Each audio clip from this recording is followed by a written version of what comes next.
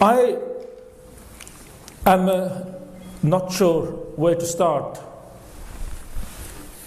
And you have to kind of remind me when to finish, because quite possibly I might go on till 2 o'clock in the morning until they're ready to leave for Zambia. Let me start where the film ended up. You saw that woman in Blue Nile, and she talked about rape, and she said,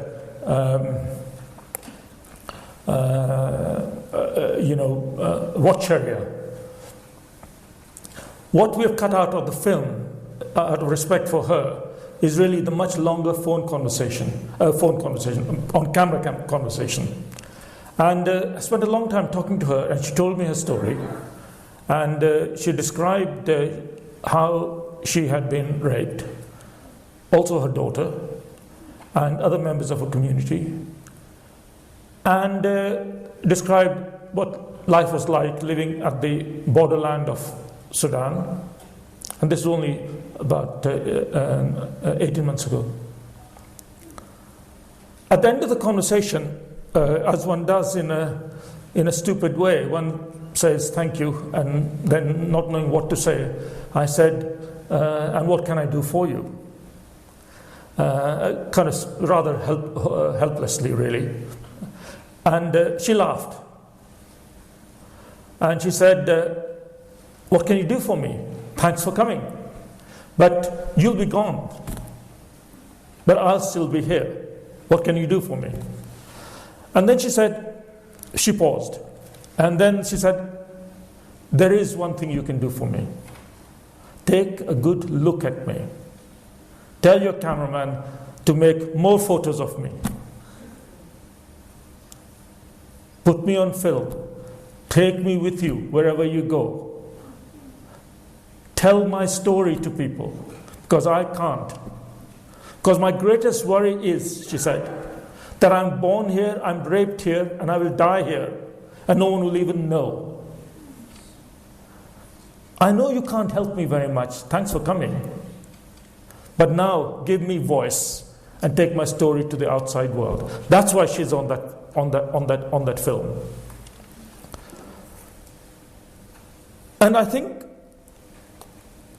time and time again, when I've been to these kinds of locations in a long career, some of the highlights of which you heard earlier on. Though I think that CV was too brief. It could have gone on for another kind of few pages, really.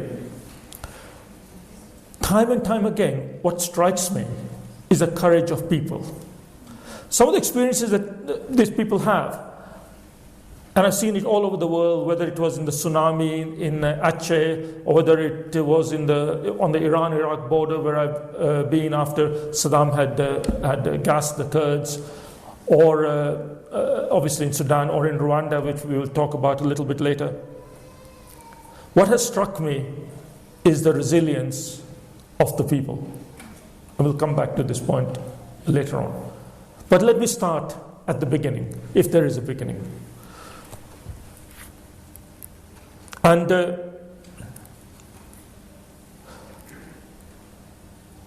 I want you to come on a journey with me. I learned a new word today, by the way, outreach.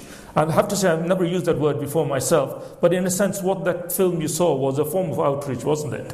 I mean, I couldn't kind of quite call it that, but now I learned what I was doing was outreach.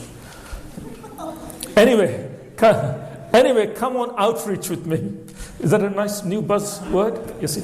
Come with me. Come with me on a journey. Now, I want you, this is serious, I want you to get out of your skin and get under my skin. And imagine yourself as me, in a way, because we'll go on this journey together. So imagine yourself, me, about 10 years ago, sort of, a more handsome version than I am now. Well, only slightly. Slightly younger,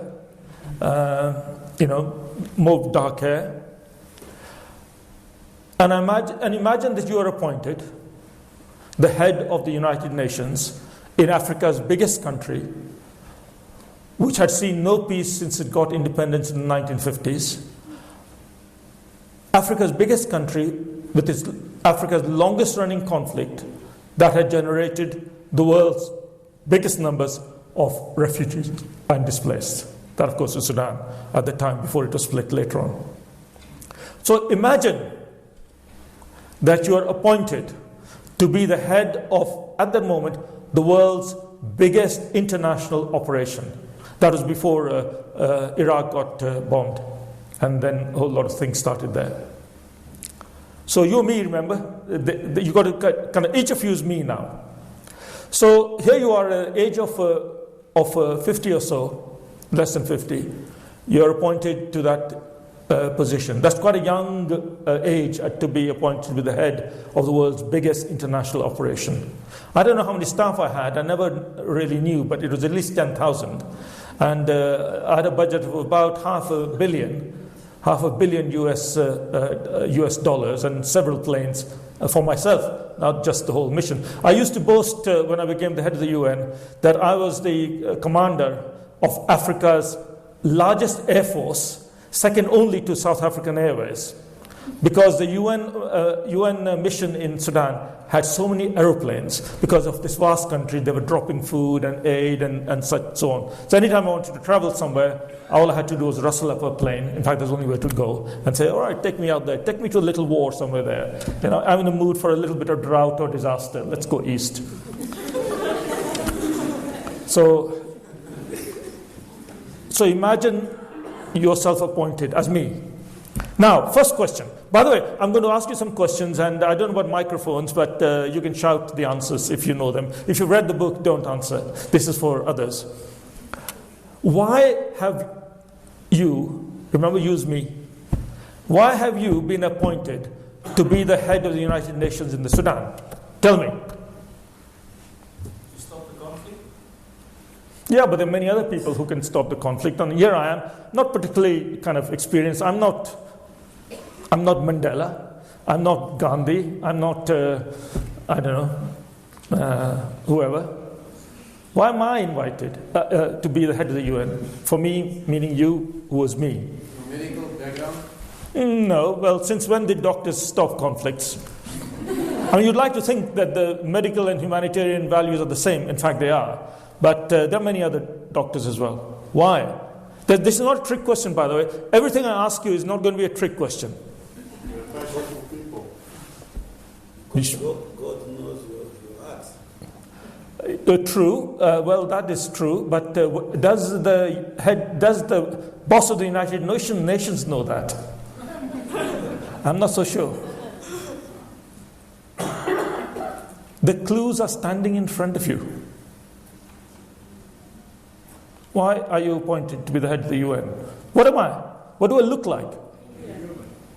I look human. Well, that's good. Thank you very much. That's the nicest thing anyone has said to me,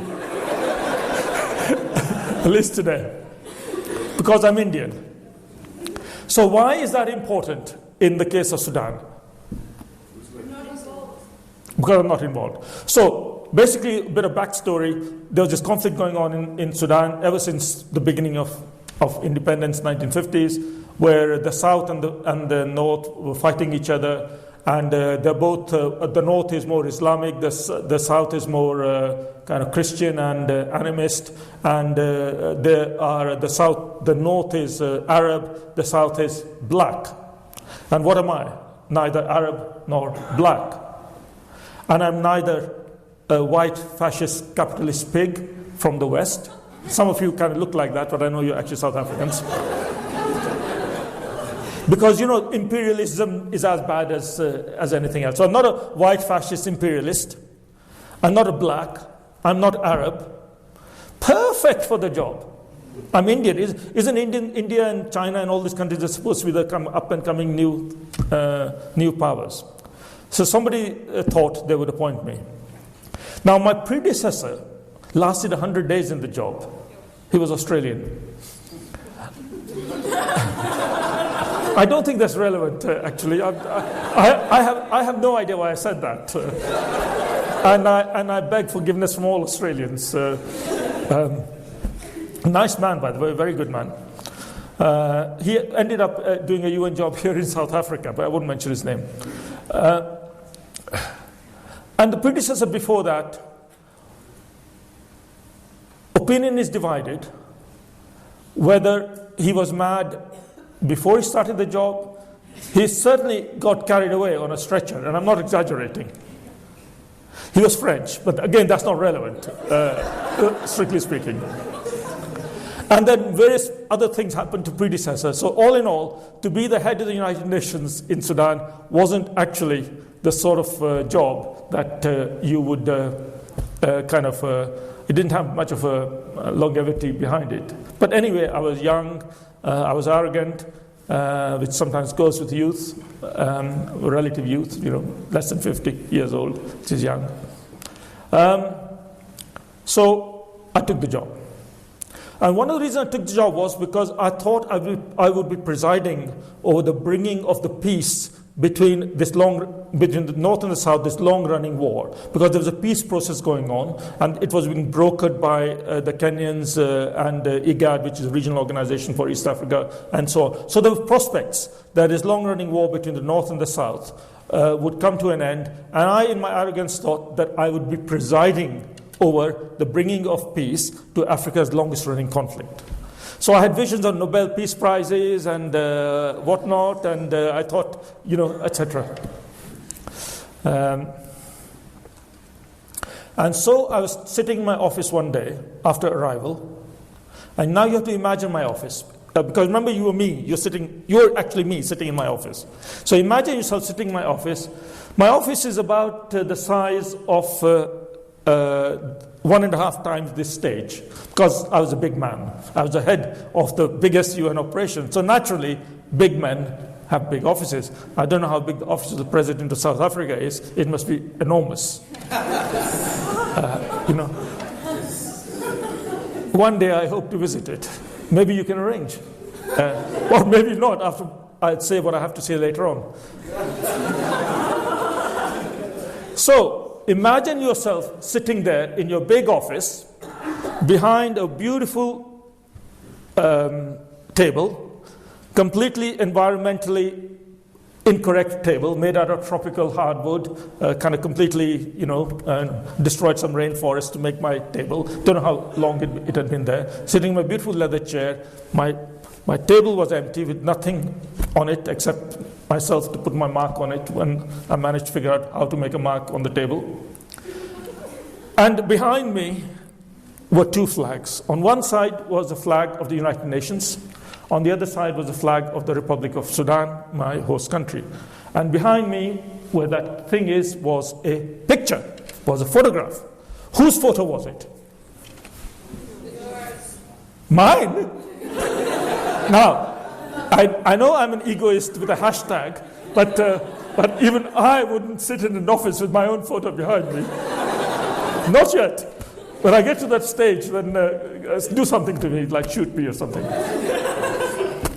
Whose picture was that behind my official check? Jesus. Would have been a good bet. No, neither of them. Those of you who've gone to international kind of thing, what is my office? Is the head of the Office of the United Nations, Kofi Annan, Secretary General, because that's not Sudanese territory. My office is international territory. It's the UN. This is my land, my office, and it's big enough, the office. So there's a picture of Kofi Annan on the wall there, my boss, my Secretary General, and as it has it, he has this mystical smile on his face because, he has a Mona Lisa-like smile in his official portraits. And I look at him for inspiration, wondering what would happen. So I'm sitting there, and then Roger, my security guard, Canadian Mountie, comes in and tells me about what happened in Darfur. And I go to the map on the wall and to figure out where Darfur was. I'd never even heard of it. Well, I'd heard of it, but never been there. So And he describes how villages were being destroyed, there were people fleeing, refugees were coming, and all that kind of familiar story that I think everyone has heard of by now. So what would you do if you were me, having heard these stories from your head of security? What would you do? What's the first thing you would do? Resign? Not yet. I have a big salary. I've got a big office. I've got a big pension to feed. What would you do? Quick, fast. But you're taking too long. Sorry? Very fast. You'll make a very good person, because usually when I ask this question, people say, send one of your staff to have a look. That's what bureaucrats normally do. They send someone else, you see. So you fly over Darfur and you sit on a little plane and you see what's happening, and you realize that something very strange is happening. There's patterns. This village is destroyed, but that village isn't. A few seconds flying time, that village is normal, that isn't destroyed. That is normal, that is destroyed. That is normal, that is destroyed. What does it make you think of? Someone is selectively doing this. And immediately your mind flashes back to 10 years previously in Rwanda. People ask me, when did my journey in relation to Sudan start? And I always answer them that actually it started 10 years previously in Rwanda, where I saw the mass killings. I happened to be in the country within the 100 days of killings.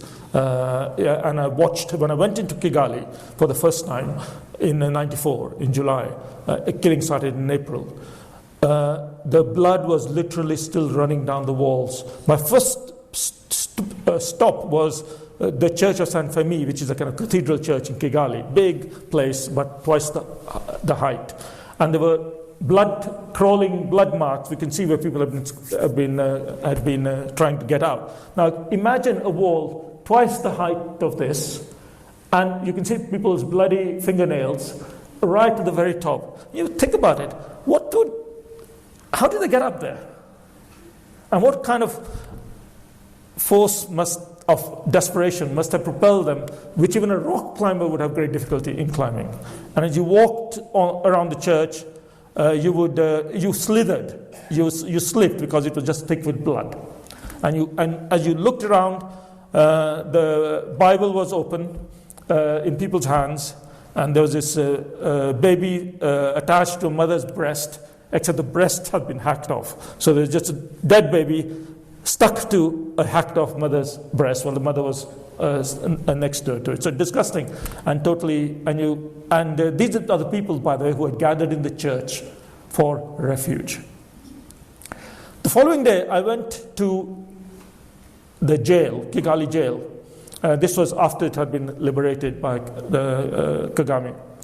And in one wing of the church, there was all this, it was full of nuns wearing the nunnery habits. And I thought to myself, what wonderful people. They have come here to bring comfort and help to the victims who are stuffed full in this jail. Until someone told me that these were the nuns who had been accused of genocide, or who had actually been accused of conniving with what had happened there. So, fast forward to Darfur when I'm flying over it, and all these images come back to me. And in Darfur, I said to myself, never again, not on my patch. That was before President Bush said it, or whoever said it, you see. I'd already said it in my own head, at least. And here, but in the case of the Rwanda, I was a junior British government official coming in with the aid program after the event. But in the case of Darfur, I was the head of the United Nations, the senior most person. And it was unfolding in my watch. So what do you do next? Remember, you're me. Tell your boss. Tell the boss. Well, before you tell the boss, you talk to your host government, because I'm a credit to the Sudan government. So you go and speak to the Sudan government, and the Sudan government says what? We don't know anything. We don't know anything. Nothing is happening anyway. It's a little bit of trouble. Oh, it's been a drought this year, and sometimes the cattle people and the farmers, they kind of clash. Things got out of hand. But when did cattle herders? There is traditional conflict in that part. But since when did the normal traditional conflict is self-limiting? Because what happens is they fight each other for land or water or whatever. Then the wise old men from each side knock their heads together, sit them down. Then they marry each other's women and make peace and love in the kind of reverse order. And then they go on. And the following year, they fight again, they do love and peace again, and so on and so on. But traditional conflict is not organized industrial conflict on the scale that I was witnessing in Darfur. So I told my boss. Well, I sent in my memos and reports and so on. So what did the boss say? The man whose picture I looked at every morning and bowed, like equivalent of Mecca or something. What did he say? He said nothing. It's as if things had disappeared into a black hole. So what happens when you keep on writing to your favorite uncle or your favorite aunt, and because you're kind of communicating, and your favorite uncle or your favorite aunt doesn't respond to you? You visit them. And so I go off to New York and say, "Hi, Kof." I didn't quite say that, but do you remember me? I'm your man in Khartoum. You know, your representative. Remember, you appointed me. You gave me a big piece of paper saying I was the kind of big chief there for the UN. Why aren't you replying to all my emails? And then I had a flashback to Rwanda.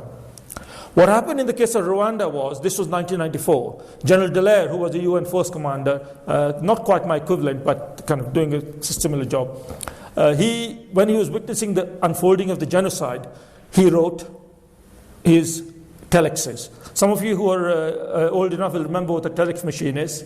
Those of you not old enough should go to the museum. There's probably one there. And some of you may remember what a fax machine is. So anyway, poor old General Dallaire, he was communicating on telexes and faxes to New York, telling them the Hutus are arming this, that, and the other. Who was he communicating with? Kofi Annan. Kofi Annan was not the head of the UN. At the time, he was number 2. He was the head of peacekeeping. And what did Kofi Annan say to General Dallaire? Carry on doing your job. Or don't do your job. Withdraw. What the world did was to withdraw the UN peacekeepers.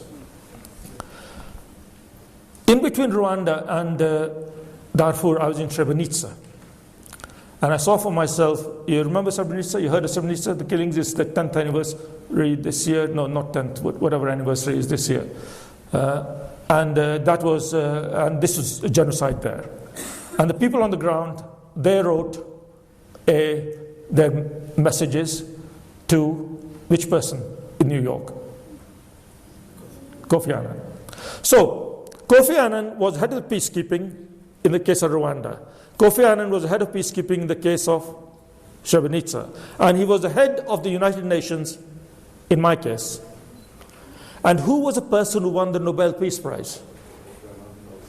So, my dear friends, when, to kind of have one genocide on your hands can be forgiven as a bit of, carelessness. 2, maybe ignorance. But 3, and then you reward someone with the Nobel Peace Prize. So are we surprised these things happen again and again?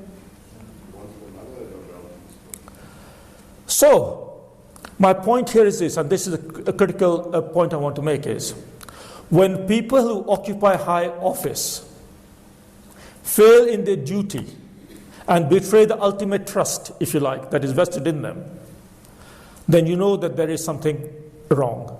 So my story, which is in the book and so on, you can get it if you want to, so I won't go through all of that. It's actually not about me. It's actually about all of us. So might we put in a position like that? We all have our Darfurs we are carrying. We all have pedestals we sit on. So I have a pedestal or a platform on which I'm standing now. Kofi Annan was sitting on a very high pedestal. Every one of us has a platform. Now imagine if Kofi Annan had responded to my emails. Old Dallaire, he wrote telexes and faxes. And what happens in the days of telexes and faxes, they arrive in the fax room, then they sit there while the porter goes off, has his tea break. Then several hours later, he trundles around, makes 100 copies of the fax or the telex, and he goes around, deposits it in each office. So it takes 3 days for the message to pass around the office. Remember those old days?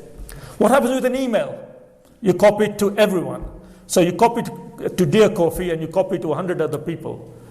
So when the International Criminal Court asked years later, produced the evidence of the communications that were going on, what do you think the UN said? The server has been wiped clean. We have no record of the messages that were being passed between the head of the United Nations in Sudan, me, watching the unfolding of the genocide, and headquarters. Now, do messages get lost in these days where all your indiscretions can be revealed many years later because someone, Mr. Google, is probably kind of keeping it all safe for us? Spy tapes. Sorry? Spy tapes. Yeah, exactly. So the point is that Darfur was the first genocide of the millennium, the first genocide of the 21st century, and the first genocide of the media age.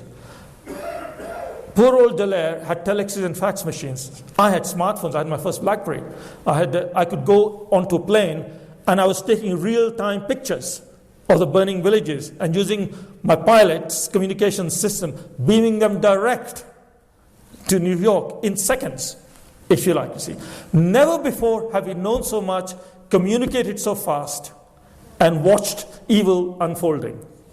One of the alibis of always being too late is that we actually don't know what's going on. Probably true in historical cases. It's only after the camps were liberated in Nazi Germany that we really realized the worst of the Holocaust. We knew what was happening, but we never realized the worst until you went in afterwards. Rwanda, probably the same is true. But in our time, my time, which is only 10 years ago, in the modern time, never have we known so much, recorded so much, collected so much evidence in real time, watched the horror unfolding in such great detail, communicated at the speed of an email, and then failed in the most miserable and complete manner. So my story is also one of failure. It's a failure at many, many different levels, including my own failure. Maybe I could have done something different. So, in concluding in the next few minutes, have I got to conclude in the next few minutes? Yeah. 5? Only 5? I don't know. Maybe not. Maybe it'll be longer.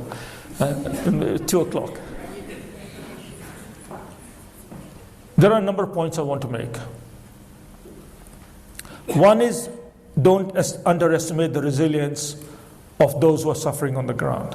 When I was in one of these camps near Darfur, not shown in that film, but around the same time, I was actually in Chad. A woman said to me, and we were talking about peace and reconciliation and stuff like that. And she said, sure, I'm all in favor of it, but we want justice. One of the things I've learned in the around 20, 30 years of international work is there is not a single example of a sustainable peace anywhere in the world that is not based on a foundation of justice. You know this very well in South Africa. Even if you just simply had truth and reconciliation commissions, the fact was that there was an acknowledgement of wrongdoing, and then a process of reconciliation can take place, which continues to this present day because it's a permanent project. And the same is true for all over the world. In Latin America, the great wars of the 1970s, they signed the peace agreement 20, 30 years later, after the conflict was long over. Then suddenly remembered they hadn't actually signed a piece of paper saying, we're no longer fighting, because people had forgotten the conflict, even though they hadn't written a peace paper. This is because you needed to make the peace first, before you wrote a paper. Today what we do is we write the peace agreement first. But actually you need to make the peace first before you make the agreement. And there's no agreement in the world that has ever lasted anywhere. And I've spent a lot of my time in Sierra Leone, Angola, and many places which wasn't based on dealing with the underlying causes.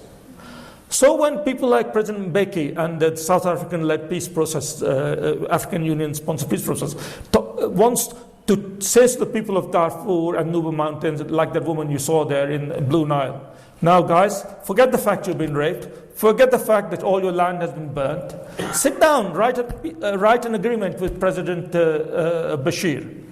We didn't do that, did we, when in relation to the Holocaust? Did we sign an agreement with Hitler?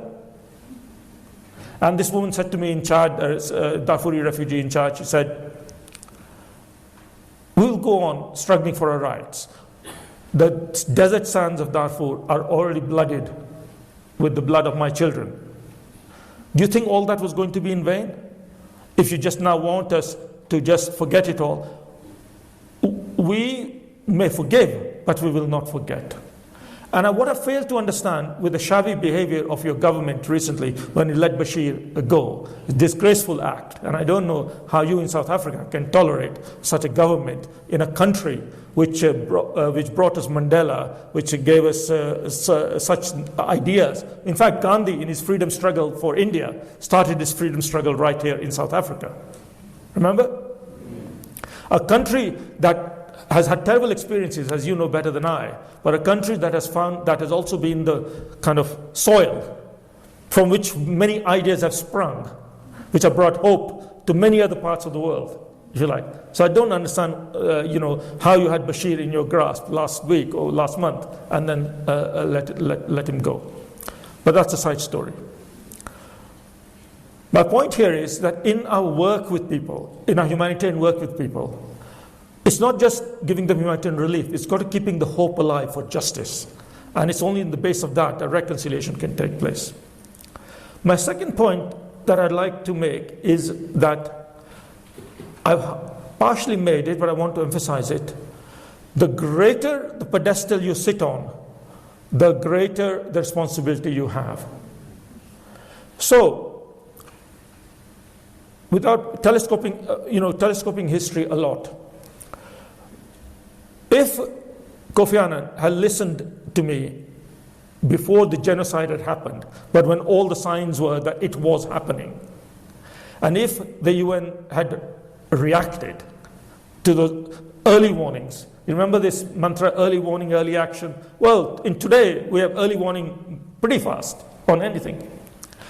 If he had said, if Uncle Kofi had just even stood up and said, you boys, I think it's a terrible thing you're doing, and the international community had reacted, we might actually have not prevented the horror completely, but mitigated the horror. And I can tell you there's a big difference between a completed genocide, which is what the situation is in Darfur, and just a few 100,000 people killed. There's a whole hell of a difference between them. So when I spoke up, finally, and I spoke up because I was sitting in my office one day, and the book recounts the story, so I'll telescope it. I was sitting in my office one day wondering what to do with the information I was getting, visits to Darfur from my staff. And I was thinking, if I speak up, will it make matters worse? Will it make Bashir even more angry? And will it kill more people? And I was remembering a visit to the US Holocaust Museum in Washington, D.C., where you can see the correspondence between within the White House, the president at the time and the staff. And they were arguing about whether or not to intervene in Europe in the late 1930s, early 1940s. And the argument was that if we intervene, Mr. Hitler would get crazier and would kill more people. So it took the United States 2 years to intervene in Europe, by which time 2/3 of all the people who died in the Holocaust were dead. Everyone thinks that the Americans came in and saved the world. Actually, 2/3 of the world had died.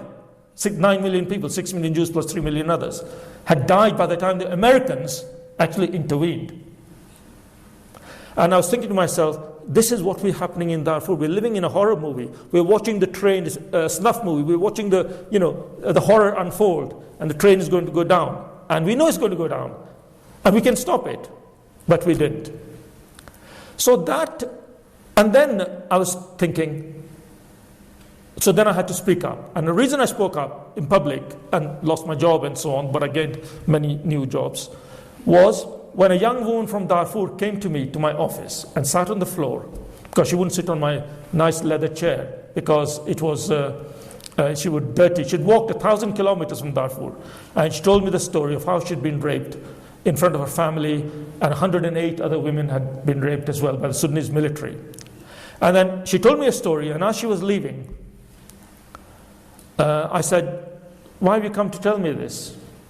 And she looked at me very directly, and she said, "You're a good man." I don't know how she knew I was a good man, because we'd never met before. "And you are the United Nations." Well, that's true. There's a flag behind me saying United Nations on it. There's Uncle Kofi on the wall. Everyone knows him. "You're the United Nations. You're a good man. I know you'll do something about it." And then she leaves my office, and she got captured by the Sudanese military and was probably executed. But when she left, suddenly my own mind was very clear. Up to the moment, I'm ashamed to say that I was worrying about my career. Because here I was, at a very young age, the head of the biggest UN operation, biggest international operation. If I spoke up, if I blew the whistle, if I embarrassed my host government, if I embarrassed the UN, which doesn't want to really hear about it, all this, then I would be kind of not really the sort of person who could be trusted with these kinds of jobs and so on. And then Aisha walks in and tells me her story. And then I was so ashamed for having even a moment's doubt on what the right thing to do was. So when I spoke up, and I had to come to Nairobi to do that because there was no free media in Khartoum, the whole world immediately listened. Instantly, Darfur was world news. You go to the headlines of BBC that day, it's breaking headlines. Head of the UN accuses Sudan of Rwanda-like crimes and, ethnic cleansing, greatest humanitarian crisis, etc. There's a point behind my telling you all this, and it's not my ego. No one had heard of Darfur before March the 9th, 2014.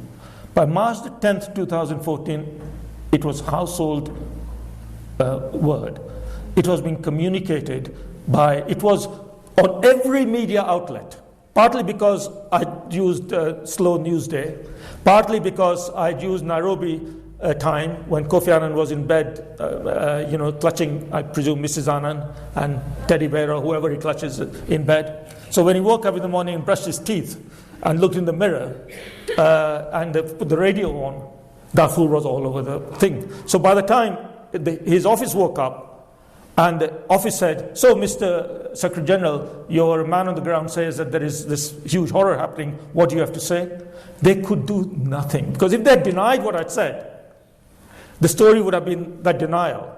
Because, and so they had to back me. They had to say, "Yes, it's terrible what's going on," etc., etc.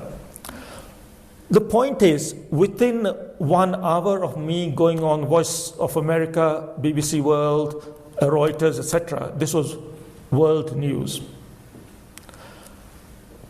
But that's not the point. The point is not me.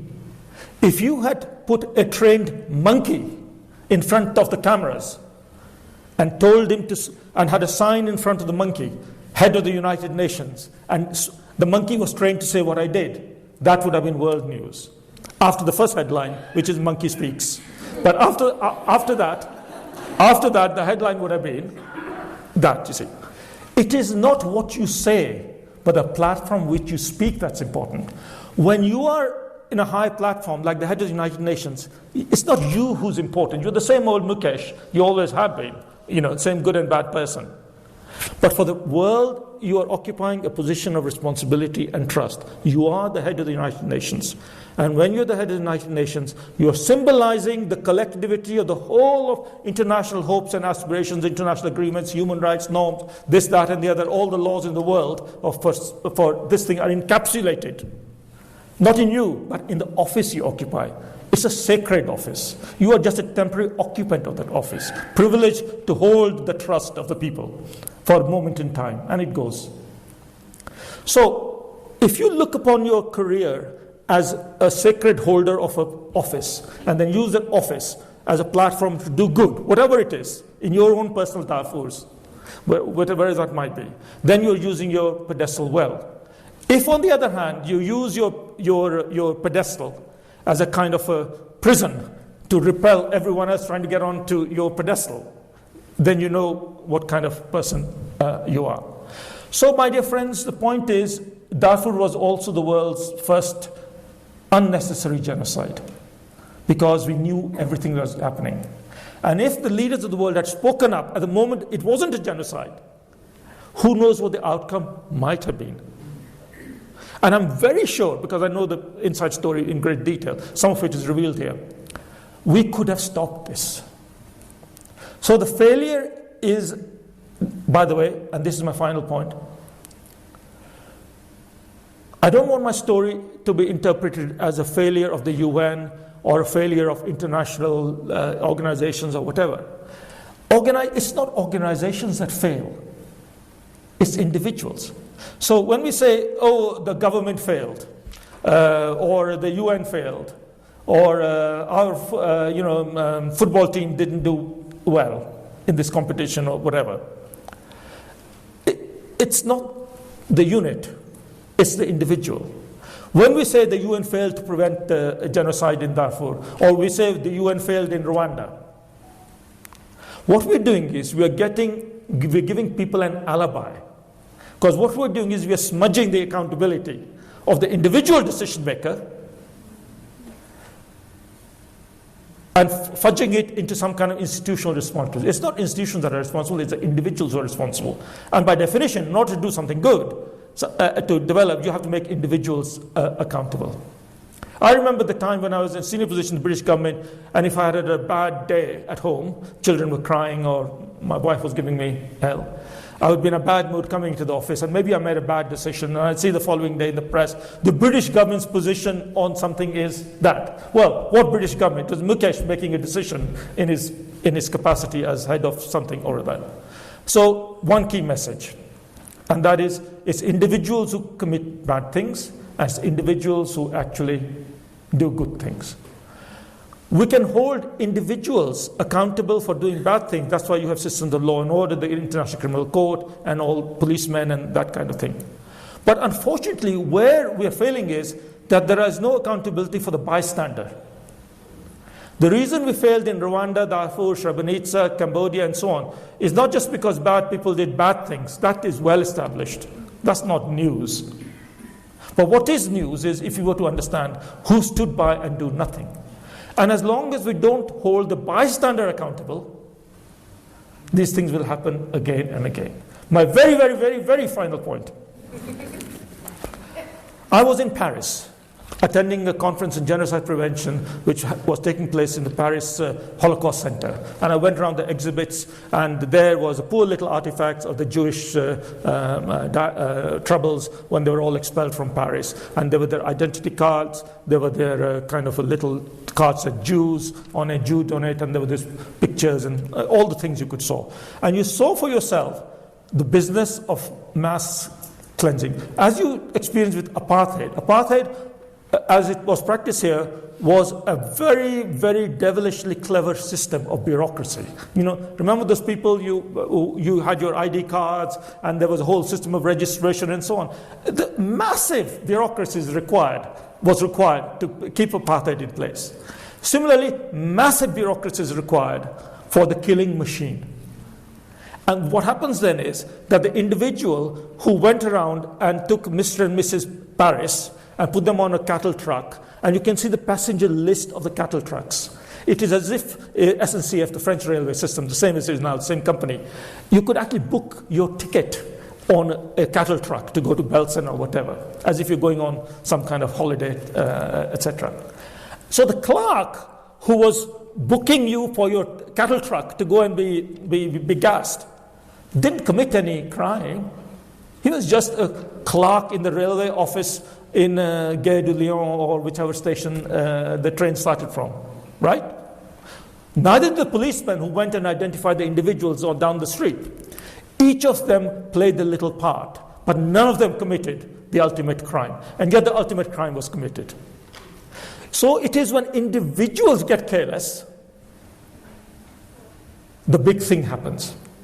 Now, 6 weeks later, by chance I happened to be in Kigali, My first return to Kigali after 18 years, because I couldn't bear to go back for nearly 18 years until Aegis Trust said to me that for my own psychological reasons, I had to kind of detoxify by going back to the same places where actually the blood dripping. Now, by the way, the church in San Femi is a beautiful church. Those of you who haven't gone there, you should go there. They speak English there now, so you don't have to worry about it. You can go.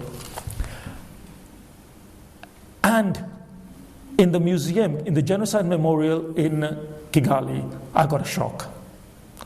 Because 6 weeks before, on my camera, on this very same iPhone, I had taken the photos of the artifacts, the ID cards of the Jews, the little artifacts.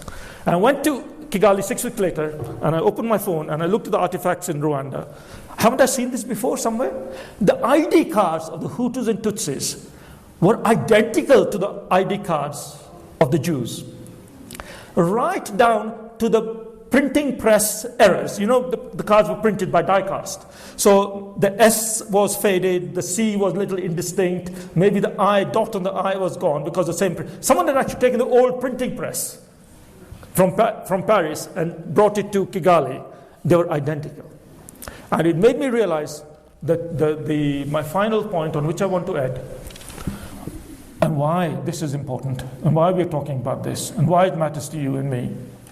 A crime against humanity in one place is a crime against all humanity elsewhere. The genocide in Rwanda actually started with the genocide of the Jews in Paris. You can trace the connection in ideology, in thinking. Technology was different. The ones in Rwanda, they used their own technology. The Nazis did their own. But more important, their ideas, ideology, and the organization, right down to the printing presses, were the same. And then you go to Cambodia and you see the same. And then as I was flying over Darfur, my mind was actually in Rwanda. A crime against humanity in one place is a crime against all humanity everywhere, across space, across time. Because every time these crimes happen in one place, the world is changed forever. It's not actually like a broken leg that will get mended with a plaster and then you can go back to your normal life. It leaves an indelible scar on humanity. And then it leaves more scars, and leaves more scars, and it leaves more scars. And we're all scarred in that sense. Therefore, the responsibility to act is a global one. Because a crime against humanity is a crime against all humanity. The responsibility to act is also a global responsibility. That's why it's your responsibility as well, in a way. So then the challenge I leave you with is, what are you going to do? What are we going to do in that regard? We all can't become heads of UNs and so on, but we all carry our Darfurs with us. And one thing I learned from these experiences is that when little things go wrong and they're ignored, when little injustices or little unfairnesses, then you're setting into motion a train that will go on to much bigger crimes. So let me stop here and show you a 3-minute film if you have time. Thank you.